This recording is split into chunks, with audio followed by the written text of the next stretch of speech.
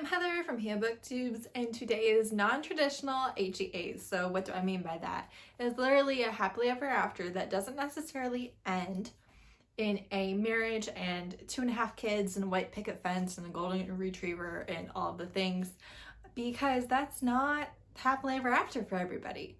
And it kind of annoys me that's the only option that's given to us, because obviously that is the traditional option. And when you get into all of history, women had to get married and have kids, and it really didn't matter what they wanted or how hard it was or how life-threatening it was or any of the things. That was your only option.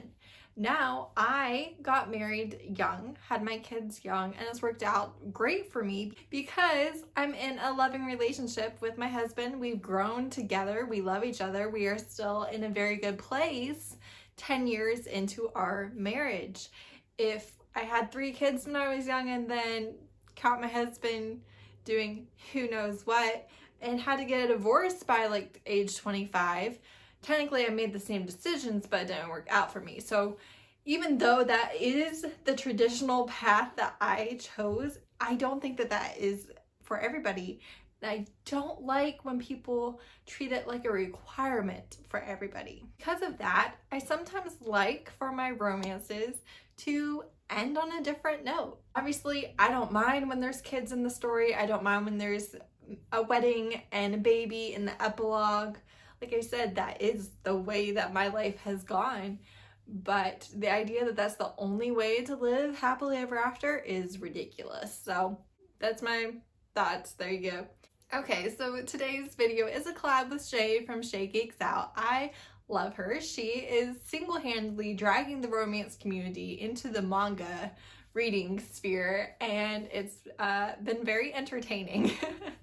I had never read a manga before a readathon that she hosted in October. That was my first manga, and now I've read a handful and I have a few more on my TBR, and it's just fun to find the manga that have the same things that I like in a book but in a manga. So I'm able to find ones with good romance, and most of that is recommendations from Shay. So she is lovely. We plan on doing a collab, and this is the one that we picked. My first one is a very non-traditional romance, and it's a non-traditional happily ever after. This is Dirty Filthy Fix, which is fixed 5.5 by Laurelin Paige, but you can read it as a standalone. All of Laurelin Paige's universe for this thing, like, you see the other main characters of books pretty heavily in book, but you see that in all of the books, so it doesn't really matter which one you start with, I feel like. But the Fixed trilogy specifically, this is the secretary of the love interest in that book, or in that series. And so she's just a very docile, very good secretary, but at night she is a member of, it's not a sex club, it's almost like a sex ring where they have parties and you switch partners and you do whatever you want. It's all masked. And so she often entertains clients and business partners of her boss at these parties without them knowing that's her, and she kind of thrives on that. Well, and then there's this one guy, and he recognizes her without the mask, and it's him pursuing her, and it ends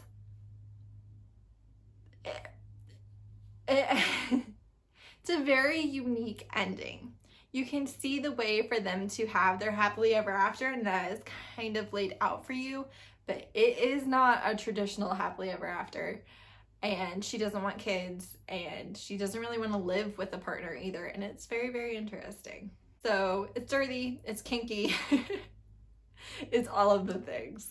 Then I have If She Says Yes by Tasha L. Harrison. I love this book so much. It gave me physical butterflies. I adored it. Our main character is 55, and it's her romance with her son's best friend who is 32. We have a Black woman as our main character. We have a Mexican-American man as our love interest, and he is submissive, and I don't have a thing for that.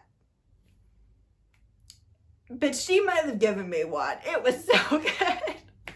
So it's taking place over the weekend, basically, of her son's wedding. So her son and his best friend are in town, and the wedding is taking place at her home.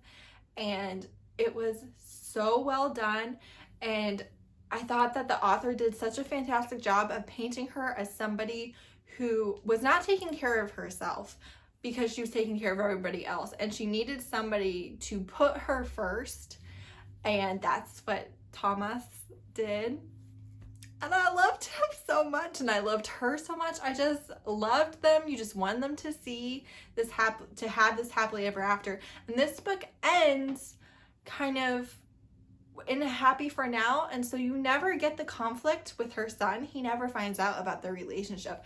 And I thought that was a really interesting choice for the book, because a lot of times I'm dreading that the whole time. And honestly, if I had known that wasn't going to show up, I would have enjoyed the book even more.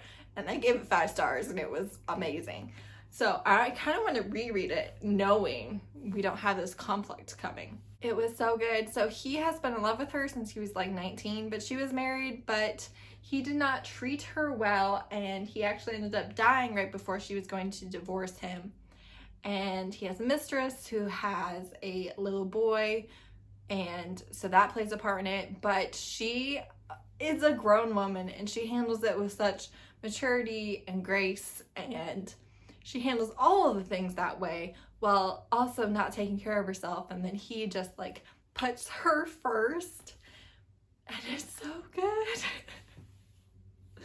It's so good. It's so good. Then I have The Headmaster by Tiffany Reisz. This woman is moving, and she ends up getting hired as the new English tutor at this academy. It's an all-boys academy. It's kind of a very gothic setting, and there's a mystery with a woman in white, and you don't know what's going on, but that she has a romance with the headmaster. And based on the cover, I kind of thought that was going to be dark, and he was going to be this very harsh man who would be obsessive and wasn't good at showing affection, and that wasn't what we got at all. He was such a charming, he was so charming and sweet, and he stood on his principles, and he wasn't a pushover, but he also was just so respectful and lovely. And you really grew to care about some of the students as well. And it ends on a non-traditional happily ever after, but it is a happily ever after. I did not see the twist coming. I saw parts of it coming. I didn't see the whole thing, and it made me cry. And it was so good. But honestly, so there's this one twist that just like made me so emotional, but like the whole rest of the book was just so charming and delightful and happy, and I really enjoyed it so much. Then I have I Think I Might Want You, which is Love Sisters #3 by Christina C. Jones. Each one of the books in the trilogy is about a different sister, and so you can't read it as a standalone. This sister is a traveling blogger. Yeah, it could be a different social media outlet, but I think it was blogging. And so she does not want to settle down and stay in one place, and it's about her finding a love that can accommodate that, and that is interesting to rather than a barrier for. And it's Christina C. Jones. I love her books. She writes fantastic dialogue. Her banter between her characters is really lovely. I'm never reading one of her conversations and find it stilted or unrealistic. She just does a fantastic job of writing the conversations between the different characters, whether that is between the main character and the love interest or side characters. And I find that a lot of times people just fall down, especially on the side character conversations, and they're very stilted and unrealistic and amateur. And Christina C. Jones just kills it every single time. She knows what she is doing. And so I have not read a single book by her that I have not thoroughly enjoyed. She's just delightful, and she writes Black love, and her work is really good. You don't ever feel like this is a cut and paste from a different one of her novels. Each one is unique, has their own dynamic, has their own way of speaking and thinking and sexing, and I love that. That's such a good sign of a great author, is that each individual character feels like their own person. And like I said, I love good dialogue. I just do. It's what really sucks me in. And she knows her stuff. And then lastly, I have Love Unsolicited by Alexandra Warren. This is a billionaire being seduced by a kind of con artist, except she's not anymore and she is on the up and up, but sometimes she gets bored.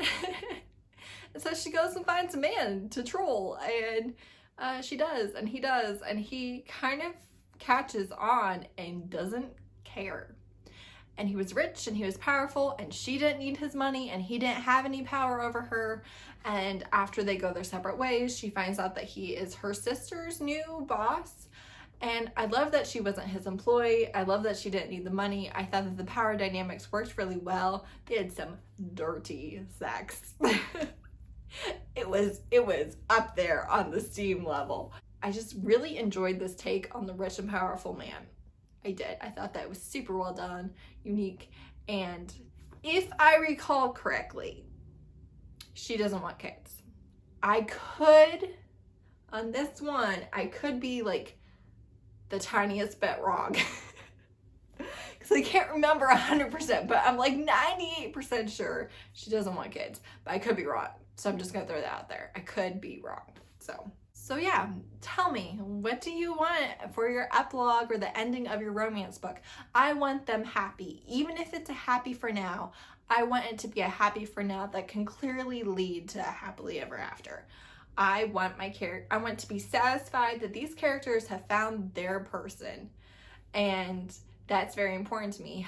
However, I don't care so much if they are getting married or having kids, and I especially think that if you're going to have a third act breakup or a third act conflict that they didn't resolve well, if you have where your characters don't know how to communicate with each other for 90% of your book, I find it unrealistic that 6 months in on the epilogue they're married with a baby on the way, and I'm supposed to believe that that's not a strain on an already shaky relationship. Don't do that for me.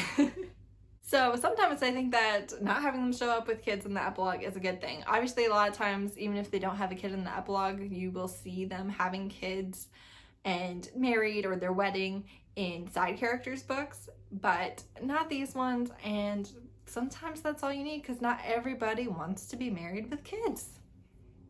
Not everybody wants it. And that's not less than. That is fine. All right, I'm done ranting. It's okay. But thank you to Shay for doing this collab with me. Let me know what you like your romances to end on, and or if you like not every one of them being the same. So just let me know. So give me any recommendations you might have. Thank you so much for watching. Bye.